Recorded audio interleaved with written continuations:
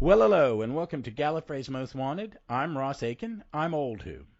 And I'm Victoria Wheeler. I'm New Who. And this little mini episode is us. We're a little late behind. We're about a week after it happened. But we wanted to welcome Ncuti Gatwa Mhm. to the world of Doctor Who, to the family, the new 14th Doctor. Um, so I'm going to start with me on how I took it when I saw it. I don't know Ncuti Gatwa's work. I've not watched any of his stuff.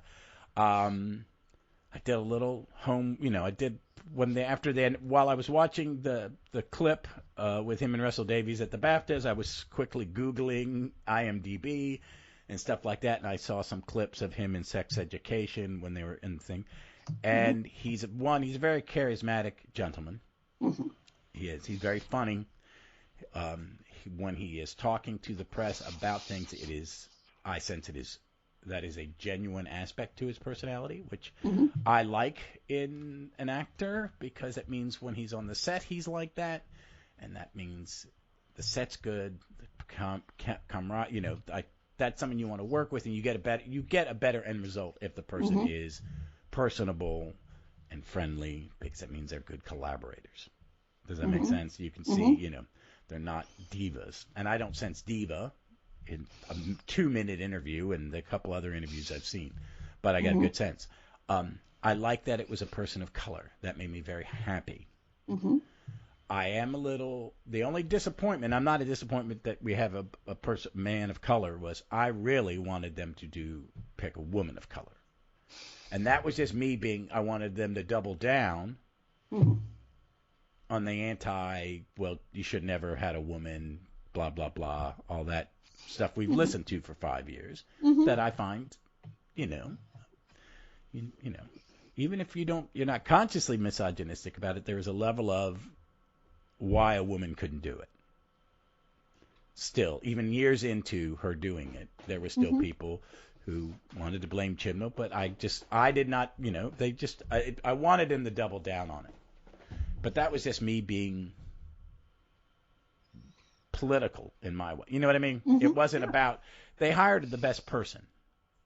And that's right. and from what Davey said is they had someone in mind, and then Ncuti was their last Mhm. auditioner, Mhm. and he stole it from them. Yep. That you know, I We don't heard think something Dave. similar about Matt Smith. Yeah. Oh yeah. It pretty much That thing Matt is. Smith surprised Moffat and Co. as much as he surprised the rest of the Yeah. world. Because Right. yeah, Moffat would say, "I did. Why are you bringing me all the? Why did you bring me this child? Right. He's too young. He's not what I. Oh, never Right. mind. Right. Which is why you audition. Why you do your due That's right. diligence. That's right.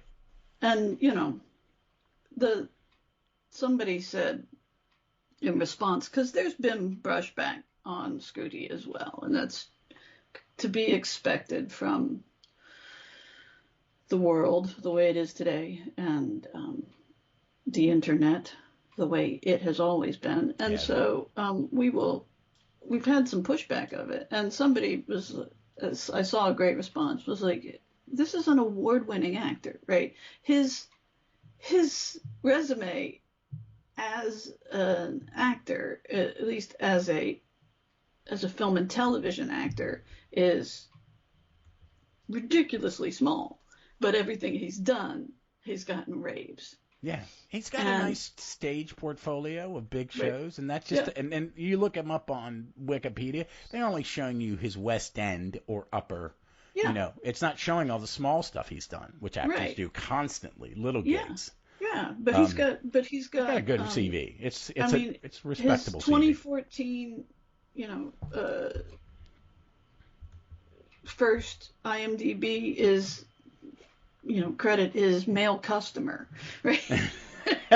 In a miniseries, and then he plays another miniseries called Stone Mouth, and he plays Demetrius in a Bollywood styled Midsummer Night's Dream with Mira Sile. So that's wonderful. Horrible Histories, the movie.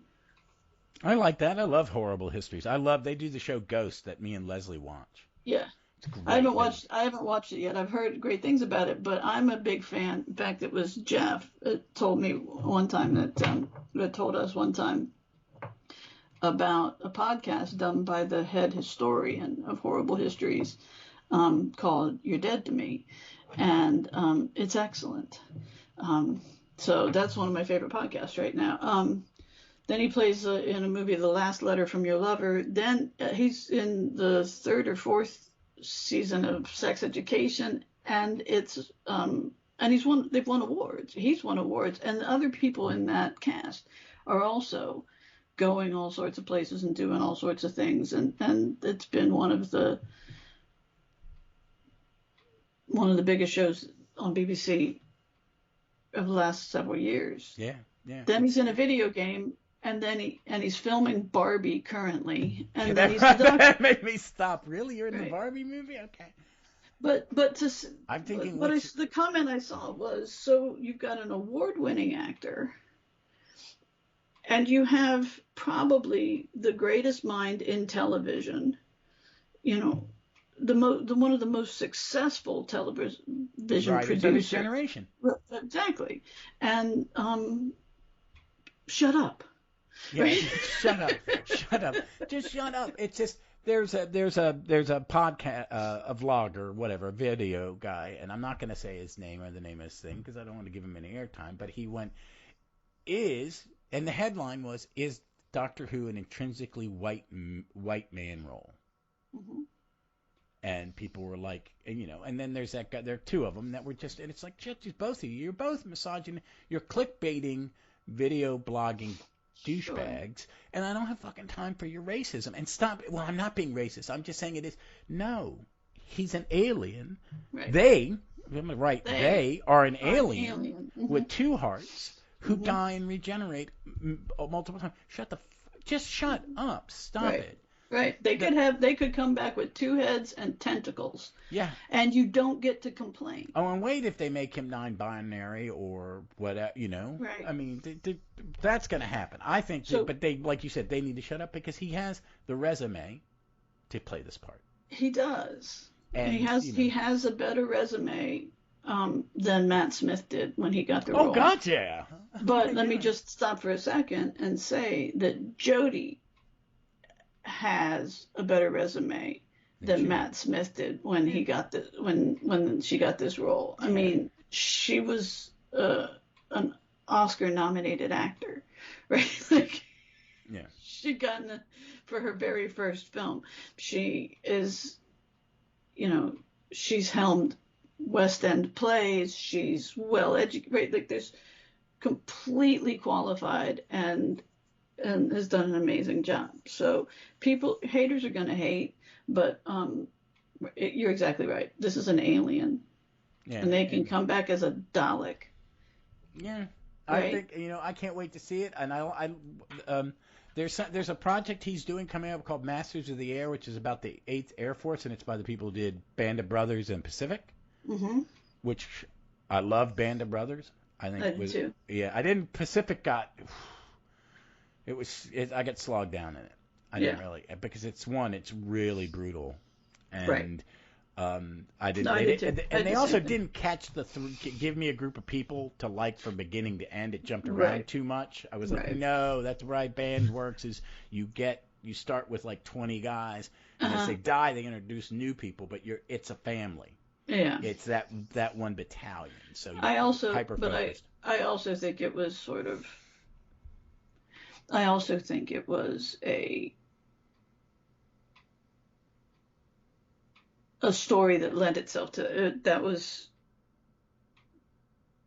that group of soldiers. Yeah. Oh, yeah. And that time, right? That was for me. That was a group of soldiers that were largely from the region that I grew up in and my parents grew up in. So I had a great uncle that was at the Battle of the Bulge. I had my best friend in kindergarten. His dad was in the Battle of the Bulge. There was a great deal of people in my life who were there. And so that story had real resonance for me. But back to Scooty. The other thing is that I've seen references to him being openly gay, and I have looked that up because I also saw no reference to it in news articles and like journalist pieces that where they do their actual homework. Mm-hmm. And so he plays a character in Sex Education that is openly gay and struggling with his sexuality and talking about it a lot and everything. And so he's clearly conversant with it, but he has not said anything publicly about it other than nobody should be ashamed of their sexuality. So we don't know. We don't get to say we have an openly gay actor playing the Doctor because we don't. And so I just wanted to make a correction there because it's everybody's life. It's everybody's decision whether or not to come out. It's everybody's decision. Yeah, you don't get to out somebody. You don't get to assume based on something they've played. If he is and he played a gay character well, congratulations. Actors can be. If he is not behaving like anyway. I've met a lot of straight actors who act publicly the way he does, that type of energy and absolutely. I mean, he's a very flamboyant dresser, but he's just a style. I think he's a style person who likes the latest fashion. Right. And that's not gay or straight. That's just. I'll be happy. Either way. Yeah. And I hope he brings that energy to the Doctor, which I'm sure he will. I don't think he would have blown Russell T Davies away because Russell T Davies is far too experienced. A writer and director and showrunner and caster, right? Like he knows. And Andy Pryor, who's cast every modern Doctor, is right there. He is an incredible. Look what he has done with with just casting guest stars. I mean, just literally just casting the show. Yeah. So I think it's fun. I think we've got. I want to see what he's going to bring to it because,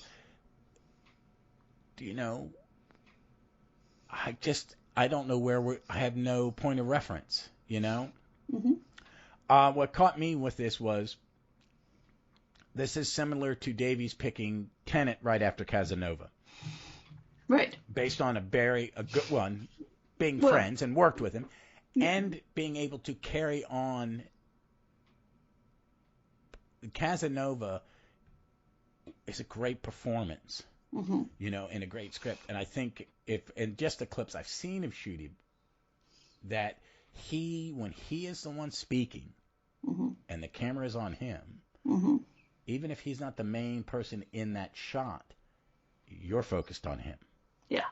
And that's what Tennant did in Casanova.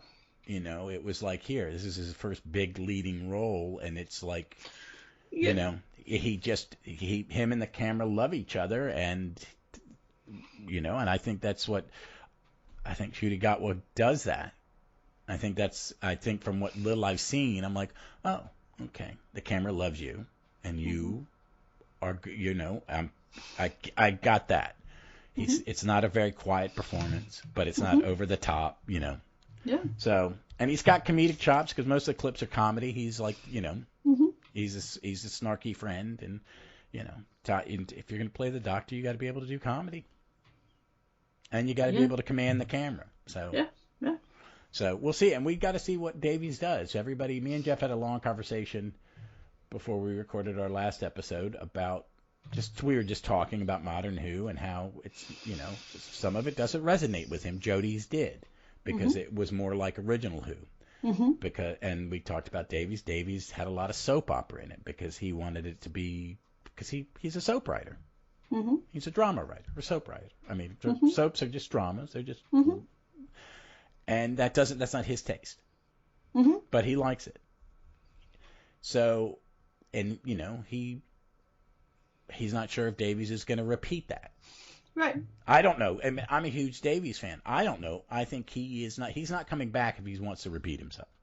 Right. But he does do a lot of, all of his shows have a heavy emotional context you know what I mean? So we'll see. This is not 2005. This is 2022. And 2023. And I want to say this. I do like at the BAFTA on the red carpet when the announcement, when the first interviews were coming out, because they did a soft release, just said, hey, he's out here, this is the new doctor. And I want to say this to Russell Davies and his team, him making sure that he said this, that Jodie still has a 90-minute episode. It is still about Jodie until October. You will be sick of me in 2023. But until then, Jodie is the doctor, and we will be very quiet about what we're doing. Yeah. Because like you and me have been saying for months, that he's not gonna. He's a professional, and these people, they're his friends. Why he's not, Right. this thing that all the the show's failing stuff, blah blah blah. It's just you guys are guessing at that. You don't know what it. You know what I mean? You don't have any inside knowledge. Being a fan for 50 years does not give us an inside take of what's going on backstage. That's true. So and it's gatekeeping. You're just being so. But I'm excited. I'm excited to see the regeneration. I think I hope he is in her costume when he regenerates justice. Yeah. So, but I think it's going to be cool. I'm looking forward to. I was really happy when he said it was a 90-minute Doctor Who. Wow, that's a long episode for the centenary. Yeah. Yeah. So it's jam packed. I'm excited. It's a new Doctor. I'm always excited when there's a new Doctor. Because I've never been disappointed in a Doctor. Yeah. I think we're all good. I'm just, there's some stuff that some of the people who Jodie's their first Doctor are hurting right now, and Twitter's been kind of cruel to them, and I feel sorry for them. But, that's what Doctor Who's about. It's about change. Yep. So, all right, folks. Well, that's it. We're recording this, and we're going to stop, and we're going to say goodbye. And you can catch us at Gallifrey's MW Pod on Twitter or at Runcible Report. And we're going to say goodbye and start recording our regularly scheduled episode, which will come up. So we look forward to seeing you anywhere in time or space.